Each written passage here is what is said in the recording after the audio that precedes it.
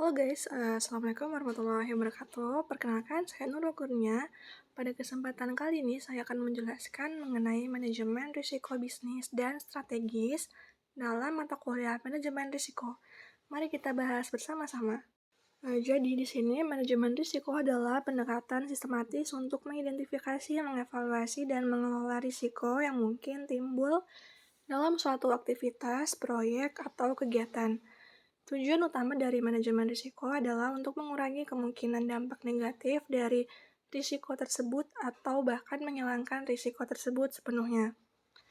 Manajemen risiko melibatkan serangkaian langkah yang dirancang untuk mengidentifikasi risiko potensial, menilai probabilitas terjadinya, mengevaluasi dampaknya, dan mengembangkan strategi untuk mengelola atau mereduksi risiko tersebut.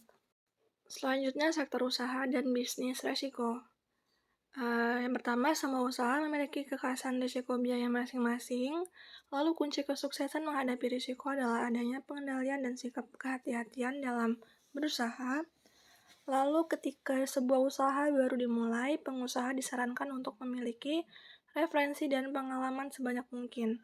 Referensi bisa didapat dari rencana bisnis perusahaan, sehingga kegagalan dalam berbisnis dapat diminimalkan.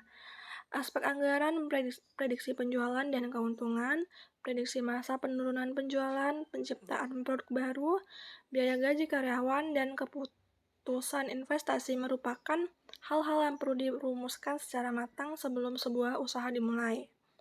Sedangkan faktor pengalaman akan didapat dalam jangka panjang. Yang penting, semua pelaku usaha itu harus mampu untuk fokus dalam usahanya. Selanjutnya, penerapan manajemen risiko bisnis. Penerapan manajemen risiko bisnis bagi perusahaan yang ideal minimal terdiri atas beberapa cakupan. Yang pertama, adanya pengawas aktif dari Dewan Komisaris dan Direksi, lalu adanya kebijakan dan prosedur manajemen risiko, serta penetapan limit risiko. Lalu yang ketiga, adanya proses identifikasi, pengukuran, pemantauan, dan pengendalian risiko, serta sistem informasi untuk risiko bisnis. Dan yang terakhir yaitu adanya sistem pengendalian intern. Lalu selanjutnya kebijakan, prosedur, dan penetapan limit. Yang pertama, strategi manajemen risiko.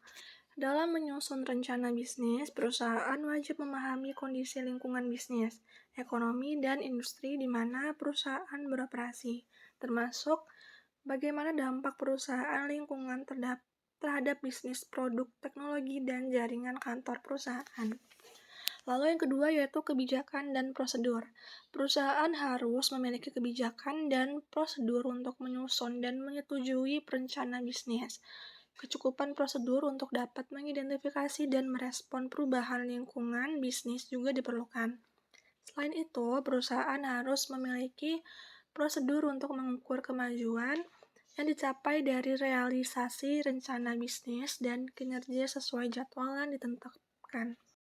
Dan yang ketiga yaitu limit. Limit risiko bisnis secara umum antara lain terkait dengan batasan penyimpangan dari rencana bisnis yang telah ditetapkan seperti limit deviasi anggaran dan limit deviasi target waktu penyelesaian. Oke, cukup sekian penjelasan dari materi kali ini. Kurang lebihnya saya mohon maaf. Saya akhiri wabillahi taufiq wal hidayah. Wassalamualaikum warahmatullahi wabarakatuh.